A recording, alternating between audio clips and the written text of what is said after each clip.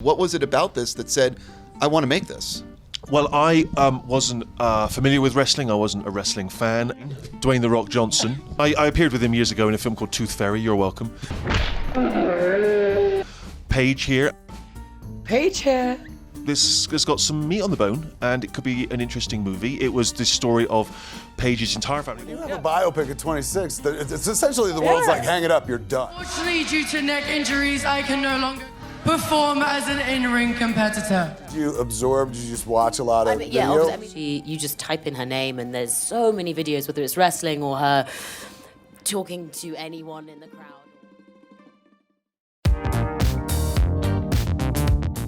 Hi, welcome to Wrestling Trope Alert, the channel where we analyze professional wrestling way more than it needs to. If this is your first time here, help the channel by clicking the subscribe button.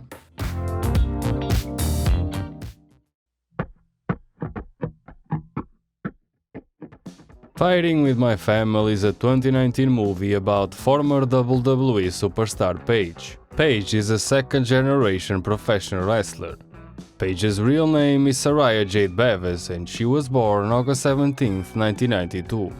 Paige is the daughter of SARAYA and RICKY KNIGHT, the owners of independent wrestling company World Association of Wrestling. Paige has two brothers, Zach Bevis, aka Zach Zodiac, and Roy Bevis, aka the Zebra Kid. Paige started wrestling very young, wrestling when her family needed and eventually becoming a legitimate draw. Paige wrestled for various promotions before being recruited into the WWE in 2011 at the very young age of 18.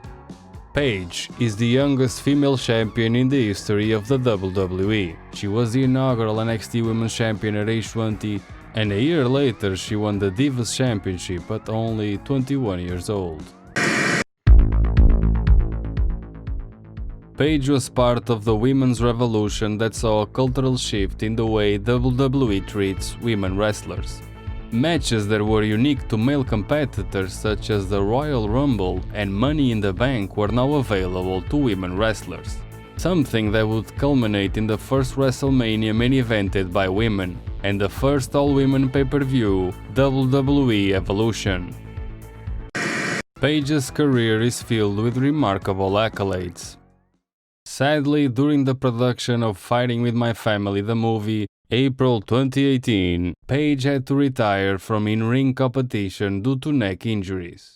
And even though the movie was released in February 2019 and Paige retired almost a year earlier, if you only watched the movie, you wouldn't know this, because this is all that is said about Paige's career. And it doesn't end there. Paige the person had to endure this movie's constant reminder of what she had lost just a year prior. Paige, who was just 26 years old at the time of the release of the movie, had to spend weeks promoting a movie about a wrestling career that she no longer was able to have. Imagine you are living your dream, you are young, and sky's the limit. In 2 years' time, Paige was in a toxic relationship with Alberto Del Rio. A sex tape came out to the public. Paige had surgery to fix a neck injury, and finally, when she was able to get cleared to wrestle, it only lasted for almost a month. It's one of the hardest things I'll ever have to say in my entire career.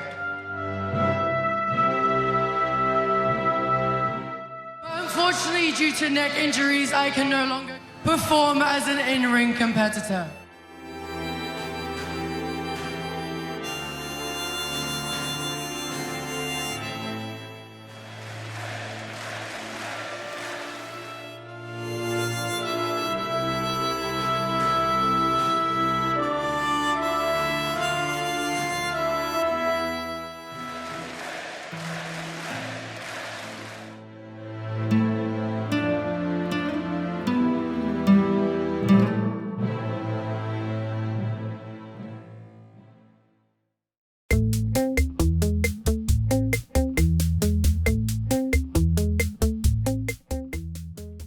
Movie opens with a montage from the 2000s, Attitude Era brainwashing, the good old days of The Rock, Stone Cold, and huge TV ratings. The WWE really wants us to associate the biggest actor in Hollywood with their brand, and that's how a movie about Paige the wrestler shoehorns The Rock right from the beginning. Match featured in this montage is from King of the Ring pay-per-view. The date is June 25th. This match was a 6-man tag team match for the WWF Championship, featuring The Rock and the Brothers of Destruction against the McMahon-Helmsley faction. Mr. McMahon is offspring Shane and future son-in-law Triple H, who was the champion at the time. Also, Stephanie McMahon. This Splice Fest is edited to look like a one-on-one match, but you can clearly see The Undertaker, Kane's ass, and The Rock even pins Mr. McMahon for the win. Also, the editing makes us believe Kane's pyro is really for The Rock. Beginning montage is a sign of things to come in this movie. The molding of reality to fit the corporate narrative of a feel-good comedy. Or 20,000 screaming Canaanites! Cut to a kid with a cardboard title, Zack, and a girl with the worst wig ever. This looks like a wig you get at the discount bin after Halloween is over. Kid with the title is watching wrestling. Bad wig Paige shows up and changes the channel to TV show charm. And this is the origin story of her WWE name. Paige takes her New York name from Rose McGowan's character Paige Matthews in the show. Cringe. The kids start fighting because Paige changed channels, and in walks their father, Ricky Knight, played in this movie by Nick Frost. Nick Frost from the Three Flavors Cornetto trilogy. Yes, that's what the people on the internet call the trilogy starring Simon Pegg and Nick Frost. Anyway, he shows up to his kids fighting and we are led to believe he's going to intervene. He doesn't. Ricky Knight instead stands by and tries to teach his kids how to correctly strangle one another. Great parenting. Matriarch of the family is Cersei from Game of Thrones, Lena Heady. She does the same as Ricky and stands by and encourages their kids to keep fighting. Great parenting, strike 2. So Paige reverses the hold and wrist locks the kid in a submission. Everyone's happy. After this whole debacle, Paige's parents try to swerve her into being in a match. Paige dislikes the idea and wants nothing to do with wrestling. Her parents insist, and for some reason child labor is okay in this movie. They have a weird word exchange, in which SARAYA describes the adrenaline rush of a wrestling match. It's like coke, crack, heroin combined. Coke, crack and heroin. And by my calculations, mom and dad are having this fun conversation at a time Paige is 8 years old. Great parenting, strike 3. I get this is supposed to be a joke about drugs, but later in the movie there's a scene about drug dealing. The message being drugs are bad, but in this scene, drugs are funny. So they peer pressure Paige into wrestling for them. It's Paige here Paige here. versus her darling brother dressed as the Pink Power Ranger, in front of about 30 people. The ring movement makes the wig look even more fake. And she's now an adult by the magic of video editing. Paige is now in the ring with her mother SARAYA. Florence Pugh plays adult Paige. Fun fact, Florence is married to the guy from Scrubs. Also, IMDb credits her name as Florence Rose C.M. Pugh.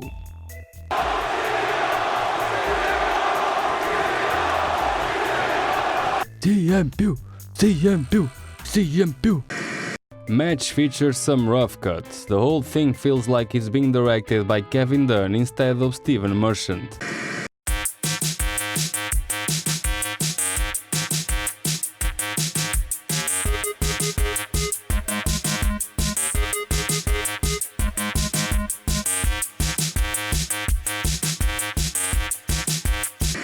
Ricky gets an Hurricane Rana, moonsault by Zack Attack, marks with signs on a non-televised event cheer, drops the safest crossbody ever, Zack Attack sideswipes Ricky, Paige does the Paige yell and the lamest dropkick with one foot. We get a double pin just because, and turns out illegal run-ins also pin illegal managers. And a 3 count. Zack Attack rips Paige with a jockstrap. Mom and dad count their money. Off they go on their merry way on an old beat-up van. Ricky is contacting WWE to get his kids employed. Unfortunately, his persuasion skills are not very good. Also, he says he sent them a tape, a VHS tape, in 2010.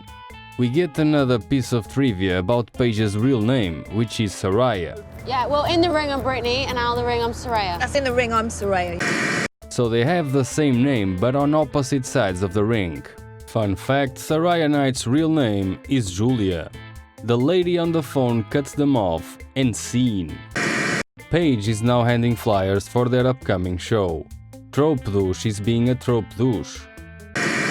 Dude in tracksuit is dealing unidentified drugs, gets chased by Zack and gets asked the philosophical question, You want a deal, or do you want to wrestle?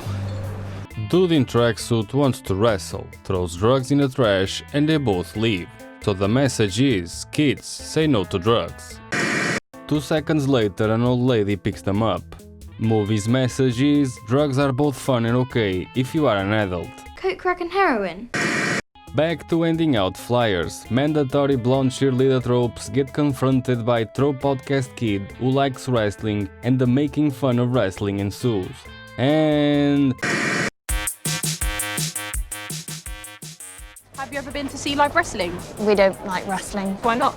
Because I'm not a child. Wow. Or a moron. Wow. She's a girl. Wow.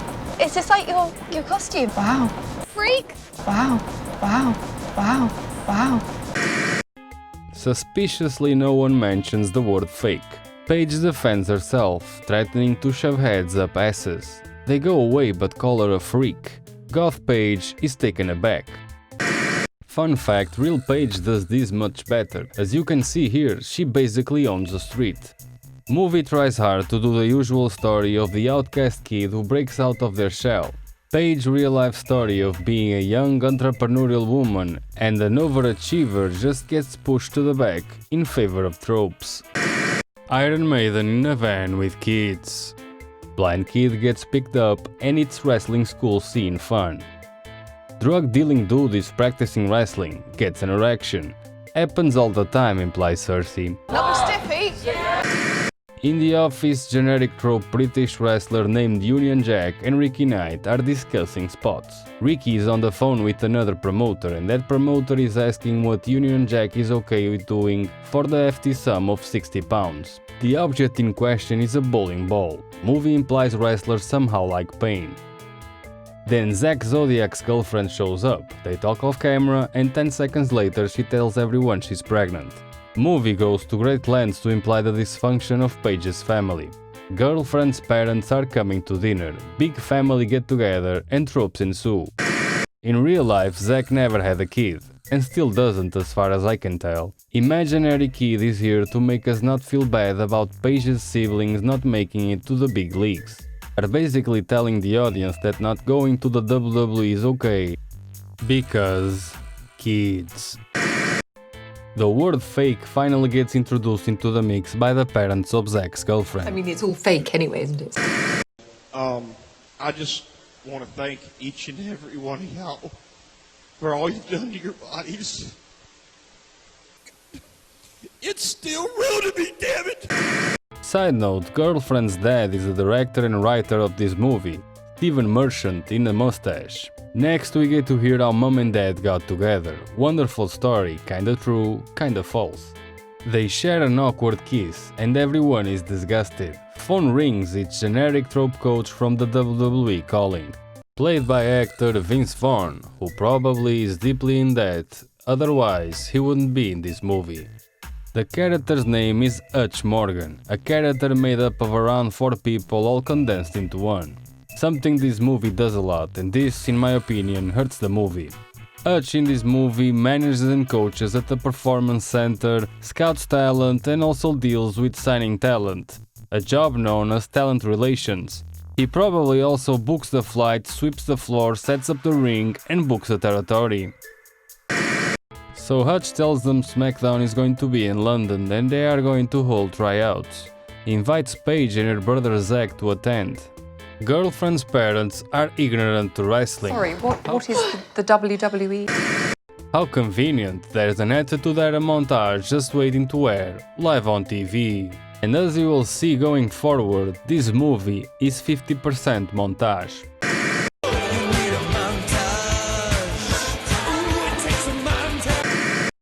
Paige and Zach are backstage at SmackDown. No effort was put into this, because this set is from 2017 and SmackDown looked like this in 2010. Then Zach tries to imagine 20,000 people chanting his name.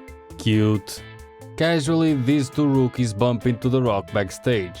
The Rock in the UK in 2010 for SmackDown. Sure. The Rock cuts a promo because they needed something for the trailer. Please, sir, may I have some more advice? Vince Vaughn says some stupid shit about Sparks in front of the saddest collection of generic WWE hopefuls. Zack says he can identify wrestlers from the boots they are wearing, and that's why he wants to be a wrestler. Umaga and early Rusev were impossible to identify in this man's eyes. Then, Hutch Morgan makes fun of Paige's ring name. Paige. As a wrestling name, Paige? She might work at the perfume counter at the mall, Immediately, Diamond Dallas, Hangman and Ethan, all of them Paige, take offense. Another training montage, counting the very first one from the King of the Ring, followed by the Attitude Era montage. This is montage number 3.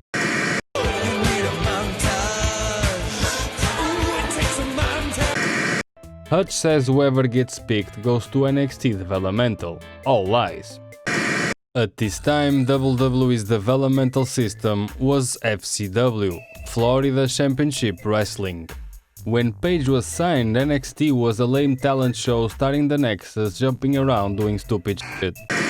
Paige is the only one of tryout hopefuls to be selected. Zack Zodiac changes his gimmick to Sad Zack.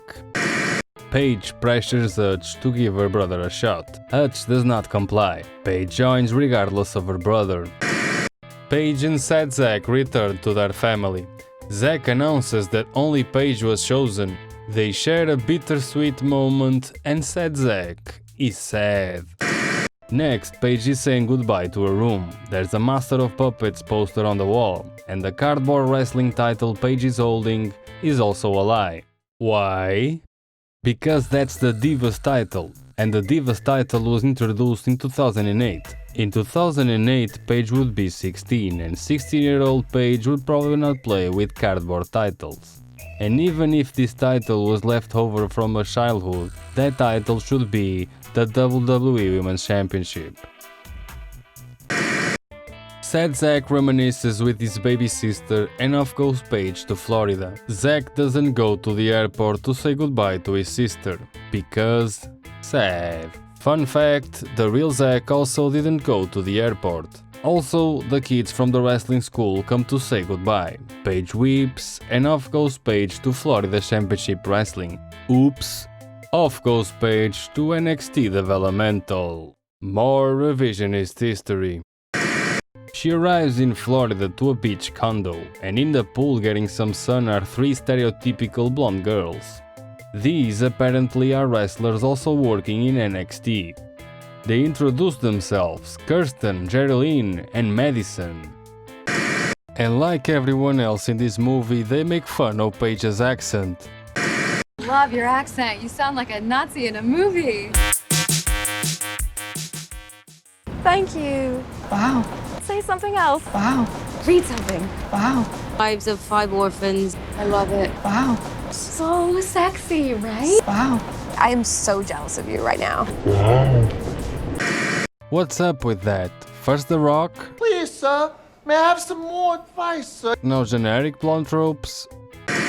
Next we go to the Performance Center, WWE's training facility. The WWE Performance Center is the place where Triple H hides wrestlers from Vince McMahon. Take Adam Cole for example. In the hands of Triple H, Adam Cole is a superstar. Adam Cole in the hands of Vince McMahon would become Shorty C or Michael Cole's illegitimate son in the space of about 2 weeks. So Hutch gives a speech and asks who wants to be champion. Two assholes hold belts next to him while dressing in WWE Network t-shirts. Side note, these shirts are also lies. And they are lies because the WWE Network only started in 2014. Yada yada yada, Hutch says you quit, you squeeze the horn. Bad, but not Build 'em Out. Deep South Wrestling bad. You're an Olympic athlete! You did 10 seconds faster than the fat kid! Yet another training montage. That's number 4.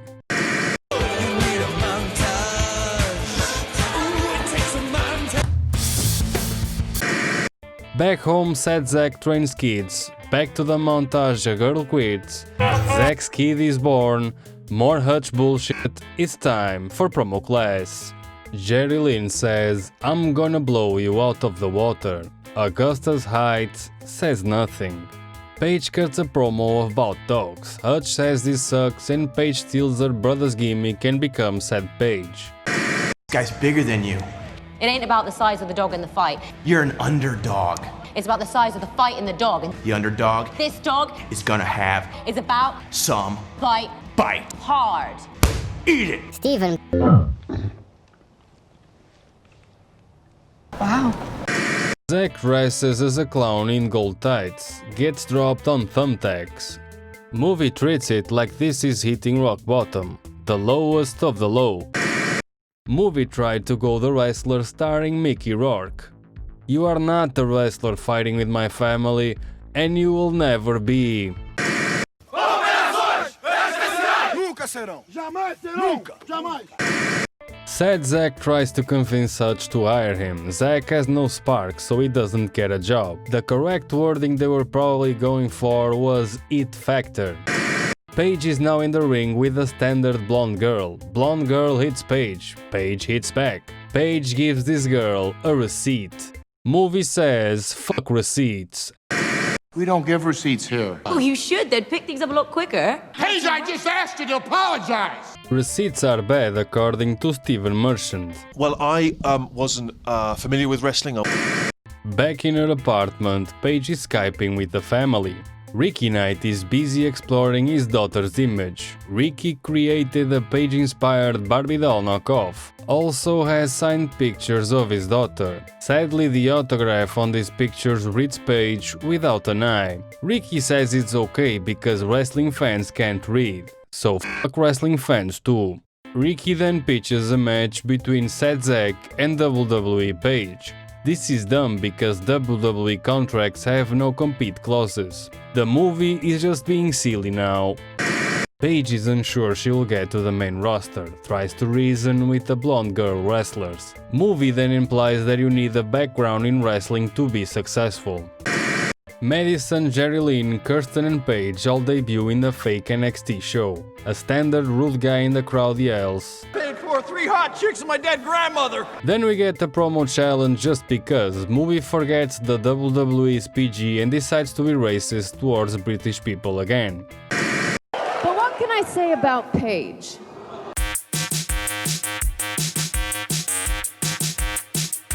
Okay, I'm gonna rearrange your teeth. Wow. But you're British, I'd be doing you a favor. Wow. I'm gonna stick your broomstick up your butt and fly you home to Hogwarts. Wow. This sucked and was stolen straight out of the movie 8 Mile starring Eminem. It's literally stolen shot for shot. Paige chokes and gets shot out by the audience. Someone calls her Ozzy Osbourne. A chant breaks out. Sad Paige leaves sad and cries on a sofa. Back in England, Sad Zack is ignoring his newborn imaginary movie child. Paige calls him and Zack rejects her sister's call. He also rejects his wrestling school kids. Dude gets a no from the WWE and instantly life is over. Paige goes to do some laundry as she watches the beautiful people having fun in the pool. She decides to dye her hair blonde and get a tan. Because obviously that's the reason they are happy, because they are not brunettes. Paige then introduces her new blonde self to the rest of the NXT roster. Everyone is confused by this. Another training montage.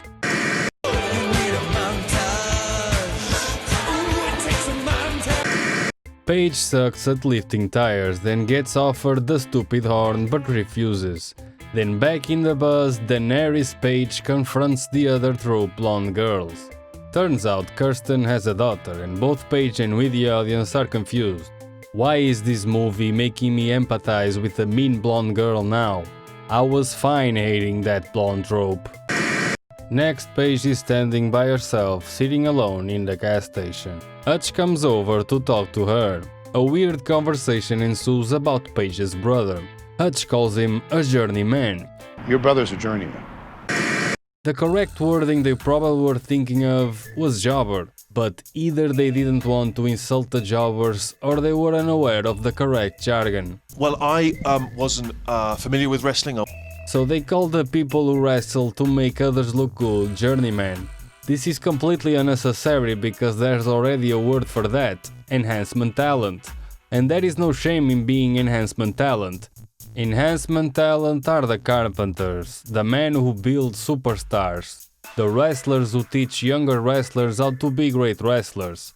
Stephen Merchant probably was too shy to ask a wrestler for some inside lingo. Paige is outraged by this claim and fakes being offended. But Hutch continues, saying Zack doesn't have what it takes to make it in the WWE. Then Hutch describes the career trajectory Zack would have if he signed with the WWE. Ends it by saying that he knows what he's talking about, because he too was a jobber. Wanted to be a star, took the big bumps, hurt his body. Yada yada yada, wife and son left him. Paige is encouraged to leave. She does, and back in the UK, it's Christmas time. Paige says hi to her brother. They have a weird conversation and Paige lets Zack know she's quitting the WWE because of hard times. You don't know what hard times are, Daddy! And blonde girls. Mom and Dad don't know about her decision. Ricky introduces Zack and SARAYA introduces Paige.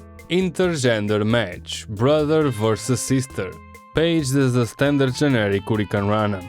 Zack is selling, then goes into business for himself. He is not working anymore. He is trying to hurt Paige. For real. What? Oh no! If only there was a way for Paige to signal Zack is being too stiff. Like a receipt. But movie says no, receipts are bad. He smashes Paige into the corner with an Irish whip. The crowd goes silent and he performs a body slam. What a heel. A backbreaker to Paige. Paige fights back, a tombstone pile driver, and Zack gets a 3 count over Paige. Backstage, Ricky and SARAYA confront Zack, and Zack spills the beans about Paige quitting the WWE. Mom and Dad are not having it, and SARAYA encourages her daughter not to quit. Meanwhile, stupid Zack has disappeared, and off in the van they go trying to find him. They locate his car and Zack is in a bar with some shady dudes. Obligatory fight by the pool table. Someone breaks a pool cue stick. Nothing in this movie is original. Sad Zack is sad because Paige got signed and he didn't. Paige tells him he has a son and should stop being immature about the whole thing. Somehow the conversation makes Paige realize she shouldn't quit. Ricky reassures his daughter that it's okay if she doesn't want to go back to the WWE.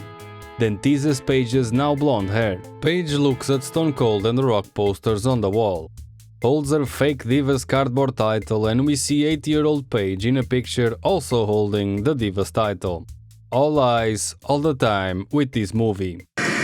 Paige decides to paint her hair black once again. Hutch welcomes Paige back to the fold, and we get the 45th training montage in this movie.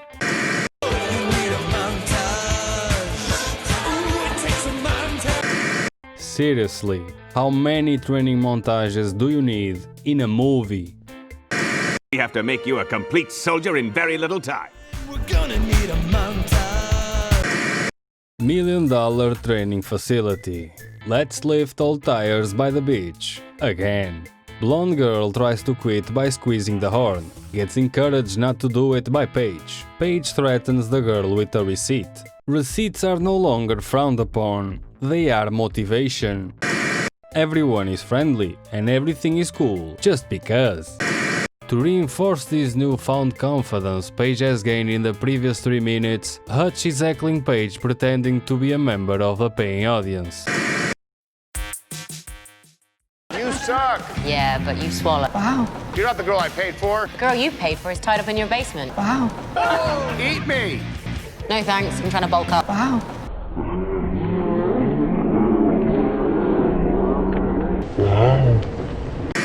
The number one thing standing between wrestlers and success is apparently hecklers. You have a vagina! Promos in wrestling are used to sell matches and events. Promos in this movie are epic rap battles. Wasn't familiar with wrestling. Movie tries to convince us Paige's comebacks are funny by making the crew laugh hard. Training montage number 6. Steven buddy, what the fuck? This time it morphs into a wrestling match by the magic of film editing, much like earlier when Paige became an adult.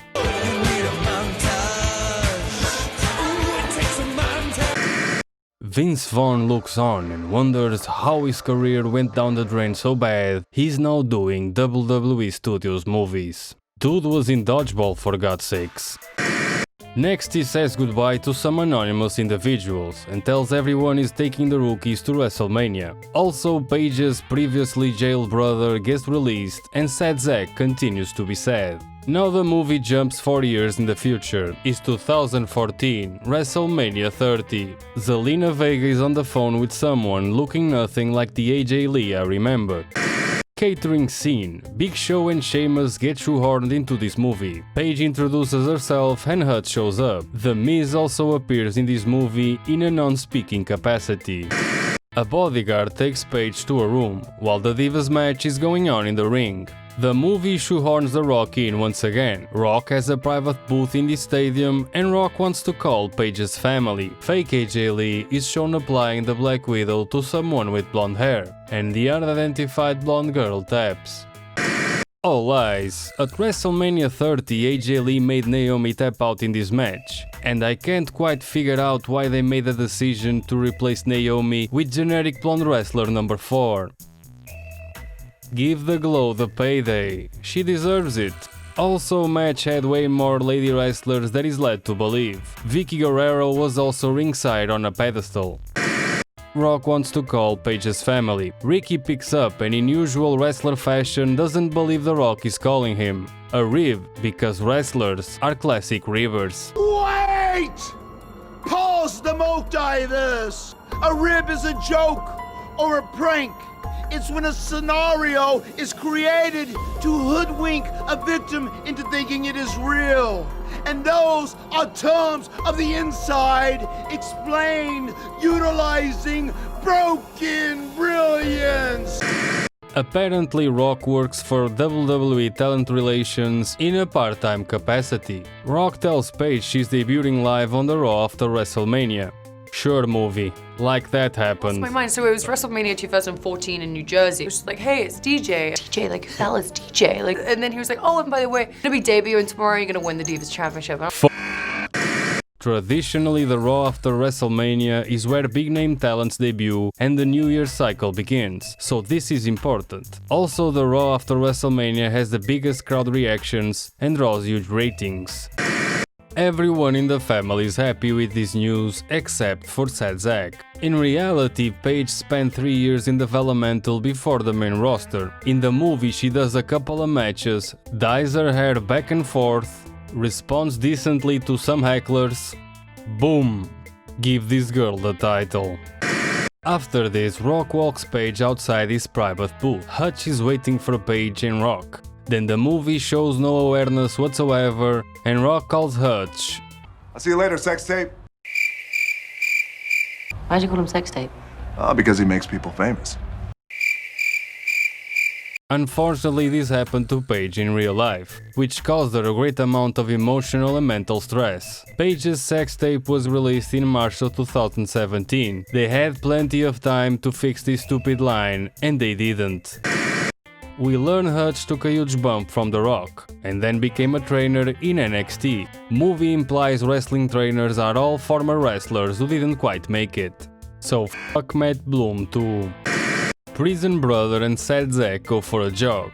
Then Zach drives the family business van and tracksuit stiffy drug dealer is back to his old tricks. Zach decides to change gimmicks and finally recovers from being sad. He picks up all the kids including the blind kid from earlier. They go to practice, the blind kid does a crossbody, we get a van singing scene again, back to Paige as she arrives at Raw. Remember, Paige was at WrestleMania yesterday in the Mercedes-Benz Superdome with 78,000 people attending, and somehow is in wonder of the fucking Smoothie King Center. Paige has a locker room all for herself and is very nervous. Zach calls Paige as Hutch is banging on the door. Normal Zach is skyping with his laptop flush in the middle of the ring. They exchange words of convenient encouragement and Paige comes out of the locker room. Fake AJ Lee comes out. The theme, the footskipping is there, the outfit, however, is not. Zelina Vega is showing way too much cleavage. Cleavage is great, but AJ Lee never portrayed herself in this way. This whole representation of AJ Lee feels like an elaborate scheme to get back at AJ Lee for being married to CM Punk. Also at this time, AJ Lee was accompanied to the ring by Tamina Snuka. Fake AJ Lee is a generic heel. Title on the line. Movie splices in fake crowd reaction. Fake Paige comes out to the ring and freezes like she froze earlier in the movie. This is her gimmick apparently. On Raw, Paige came out on the ring and although she was notably nervous, she didn't choke. She was challenged by the champion and won the Divas title on her first night. This was a great story, because, backstory in NXT, Paige in this movie wins the championship and it feels like a participation award. Paige is choking, and fake AJ Lee is wearing less clothing than real AJ Lee, and fake Paige has more clothing on than real Paige. Fake AJ Lee slaps fake Paige, and puts her title on the line. Title on the line. This played out much better on Raw, which is saying something for WWE Creative. They wrestle for a bit and Paige fights back. AJ Lee climbs the corner, Paige stops her and delivers a superplex to movie Paige. Fake AJ tries to pin Paige but gets a 2 count. Fun fact, Tessa Blanchard is a stunt double for Florence Pugh. AJ then brings the violence, punches and kicks galore. Fake AJ puts Paige on the Black Widow submission hold. Paige reverses, side Russian leg sweep, wins the title on her first match on Raw. Everyone celebrates. Paige actually won and left the arena, thus not ruining the moment. In the movie, Paige cuts a promo as if she just had main evented the Tokyo Dome. She says she's a freak from Norwich, and the movie zooms on supposed freaks in the audience. And movie Paige ends by saying, "This is my house." Movie splices the audience chanting her name. The Rock and Hutch are proud, the family is happy, the blonde girls are happy, sad Zack is finally happy, and the movie ends with a happy ending. Yay. Paige's adversity was hecklers, a jealous brother, and some snotty-nosed blonde tropes. How is this a huge personal moment of overcoming adversity? Movie Paige spends what seems like a month in developmental, and we are supposed to think this was a huge milestone achievement. This movie had the opportunity to show a mainstream audience how hard it is to be a professional wrestler. Instead, they chose to oversimplify the whole experience. This movie is a disservice for the professional wrestling industry, and also, this movie sucked. Thank you for watching my review about Fighting with My Family, a movie very loosely based on Paige's real-life story. If you enjoyed this video, press that like button, and also subscribe to my channel for more future content. This has been fun, thank you for watching.